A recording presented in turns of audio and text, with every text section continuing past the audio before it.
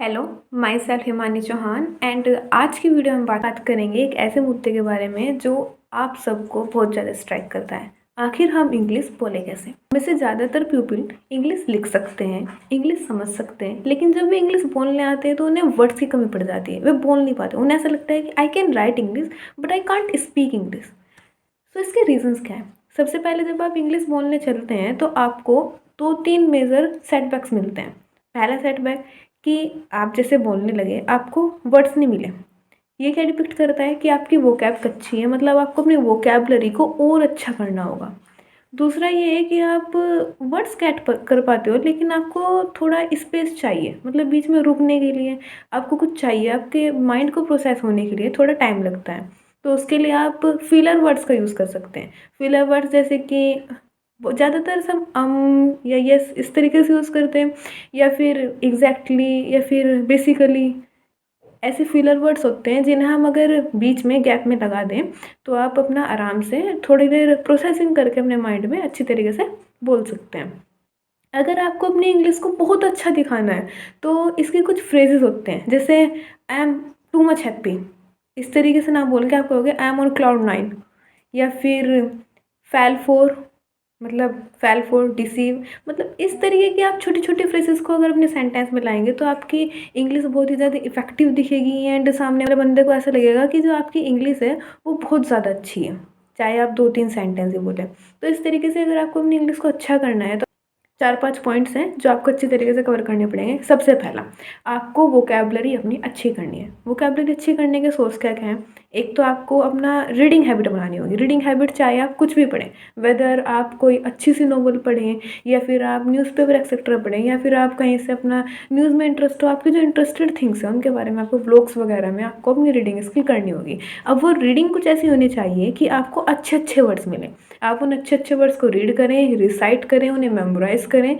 जो भी आपको मेथड अच्छा लग रहा है, आपको अपनी वोकैब अच्छी करनी है। वोकैब अच्छी करने का मतलब सिर्फ ये नहीं है कि मैंने मीनिंग्स लिखे हैं और मैं उन्हें कंटिन्यूसली रटती जा रही हूँ बस फिनिश दैट्स ऑल। नहीं, फिर आपको उन्हें स्पीकिंग में यूज़ करना है। पहले आप अपने वोकैब को अरेंज करेंगे, देन आपने जितने भी वर्ड्स अरेंज किए हैं खुद के लिए आप उन्हें स्पीक करोगे। कैसे स्पीक करोगे? आपको स्पेशली आप अपना टाइम अलॉट कर सकते हो, 30 मिनट्स या फिर 15 मिनट्स, एटलीस्ट 15 मिनट्स तो है। इतना तो आपको करना ही पड़ेगा अपनी इंग्लिश को इंक्रीज़ करने के लिए, अपनी वोकैबलरी स्पीड को बढ़ाने के लिए, अपनी इंग्लिश स्पीकिंग स्पीड को बढ़ाने के लिए।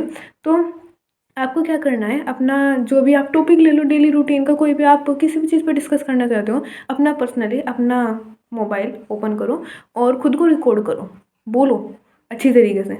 रिकॉर्ड करने का लाभ क्या होगा आपको? एक तो जब आप दोबारा से सुनोगे ना तो आपको पता लगेगा कि आपके मतलब जैसे दूसरे को जज करते हैं ना, वैसे खुद को आप जज कर पाएंगे कि वहाँ पे कहाँ है जहाँ पे मेरी स्पीकिंग में एरर है, ऐसा क्या है जो औरों से कंपेयर कर सकते हैं आप, इसलिए अपने आप को जब आप रिकॉर्ड करोगे। तो इस तरीके से आप अपने वोकैब अच्छी करी, आप अपने स्पीकिंग कर रहे हो। स्पीकिंग आप स्पीकिंग अपने पर्सनली भी कर सकते हो, मतलब आप खुद से ही आप जब थिंकिंग करते हैं ना, थिंकिंग में आप इंग्लिश यूज़ कर सकते हैं। अपनी थिंक इन इंग्लिश वाला मोड ना बहुत एक्टिव होता है, मतलब अगर आप इंग्लिश में थिंकिंग करते हैं ना तो इससे आपकी इंग्लिश पे काफ़ी इफेक्ट पड़ता है।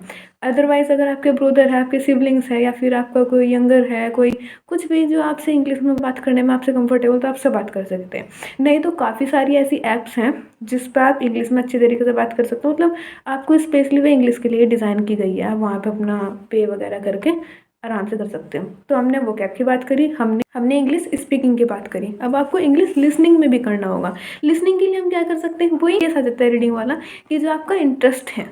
अब किसी का इंटरेस्ट अगर मूवीज़ में है तो जाहिर सी बात है या तो वो हॉलीवुड मूवीज़ देखेगा या फिर वो इंग्लिश डब्ड मूवीज़ देखेगा। तो मतलब कुछ ऐसा आपको लिसन करना हो। किसी का इंटरेस्ट अगर न्यूज़ की तरफ है तो न्यूज़ सुन सकता है। किसी का इंटरेस्ट अगर मैं कहूँ कि ऐसा है थोड़ा हटके है, अवेयरनेस की तरफ है, तो आप जो भी देखो कंटेंट देखो इंग्लिश में देखो, स्टोरीज हैं इंग्लिश में देखो, लिसन करो, अपने ईयर को हैबिट दो इंग्लिश लाने की, है ना।